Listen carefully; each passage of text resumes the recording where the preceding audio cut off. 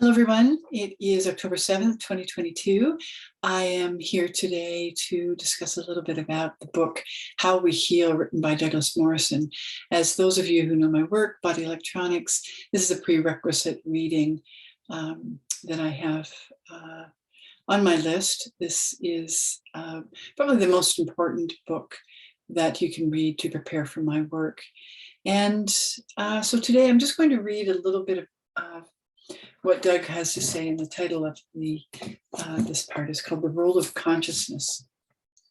So far, we have primarily considered a few of the many physical factors, previously in his book, pertaining to these biological transmutations. Although the role of consciousness has been alluded to briefly, the relationship between the biological transmutations and the human mind, and in particular to the scale of emotions, enthusiasm, pain, anger, fear, grief, apathy, and unconsciousness, as well as the 7 levels within each level, within the emotional body. You can read a lot about that, and I've talked a lot about that in other videos, is explored in considerable detail in the 2nd and 3rd books in the Logic and Sequence series by Dr. John Whitman Ray. Those 3 books are found on my website, wholehealthcenter.com, free of charge, and you can download them and print them as you feel. He explains in considerable detail that there are various cycles within cycles of endothermic and exothermic reactions, which vary according to the position along the scale of emotions, as well as the direction of emotion. Very important. We want to be going in an evolutionary direction, which is the spiral up scale. Along the scale of emotions, as well as the direction of motion, involutionary or evolutionary. It should be noted that there are cycles within cycles. There are many places along the scale of emotions where both endothermal and exothermic reactions may occur simultaneously. This phenomenon has indeed been observed on many occasions in body electronics. The study of biological transmutations offers many fascinating insights into our understanding of health and healing, and it would be wise for each of us to consider it more closely. The following chapter further clarifies the process of healing by means of biological transmutations. And he goes on in the next chapter, monopoles, melanin, and uncreation. Okay, so that inspires me to share briefly as much as it can be shared and experience can be shared and put forth to others, who then have to take that information, apply it, and make it their own experience. That is all. That's my work, is to just inspire people. Don't take my experience as something that you want to recreate or mimic. Just use the principles. The principles will take you to your own experience. So, but I will share. I'll share something that I experienced in 2005 at the Visualization and Consciousness course that Doug Morrison held in New Cumberland, Pennsylvania, which is very close, just over the bridge from Harrisburg. And there were 13 of us present there. We were body electronics instructors from all over the world. I from Canada, Jim Graham from New Zealand, Peter Hind from England, and so on. So we were there to spend several weeks together in committing our 6 days of the week out of several weeks to practicing the advanced teachings of the B&C. And the beginning of that course, I think it was in the first couple of days, one of the first disciplines was we were divided into pairs. So Jim Graham and I were partners, and we sat on the edge of a chair, and we would position ourselves very straight, spine straight, and look directly in each other's eyes. And that was just a very preliminary discipline for the body to give notice to the body that we were about to embark on something that was the body was going to have to participate and surrender to, essentially. So as we were doing this, I think the first process was 2 hours in length. It might have been a little bit longer than that, but I think this first discipline was approximately 2 hours. And Doug was the 13th, so he was the timekeeper, and he was the one that was holding the space for the group and teaching it, of course, teaching the course. So he had brought in a square bottle of water and put it on a shelf for us.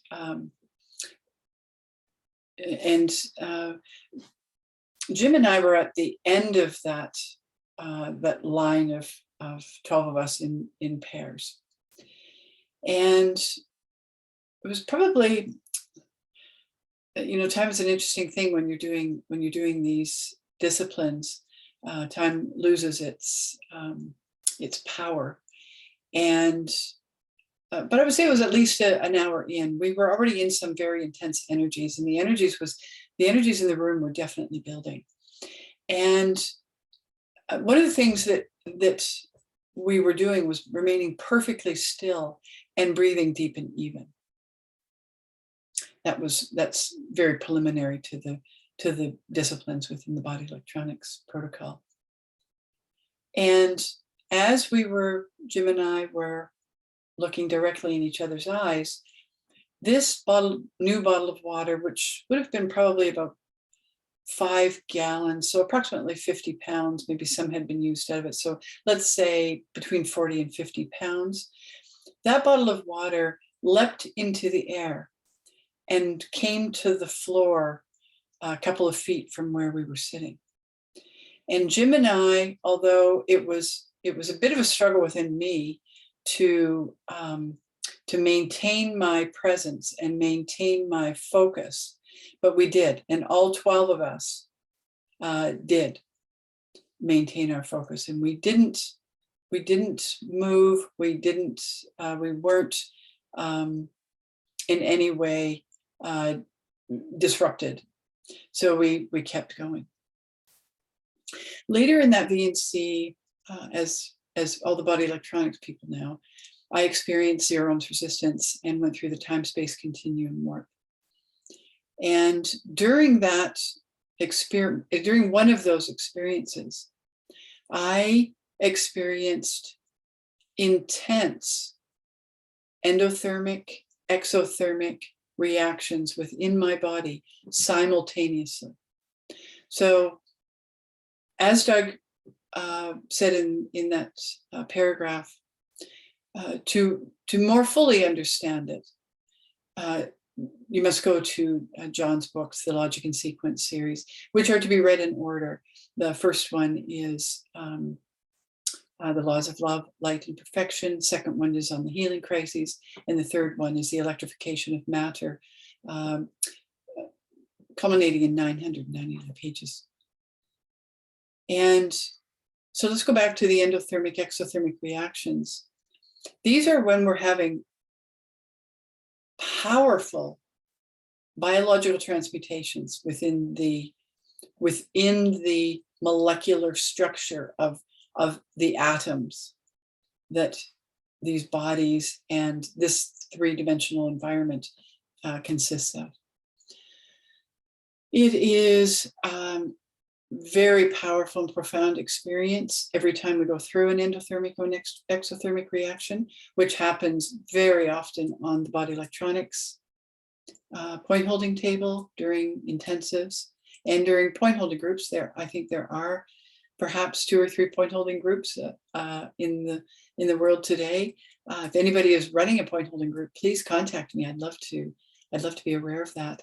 I know there's one in Ontario, in Southwest Ontario, Canada, that I started, and I am facilitating online. I do it virtually. I do it live, but virtual, and I'll do that with any point holding group that is being conducted with any students of mine.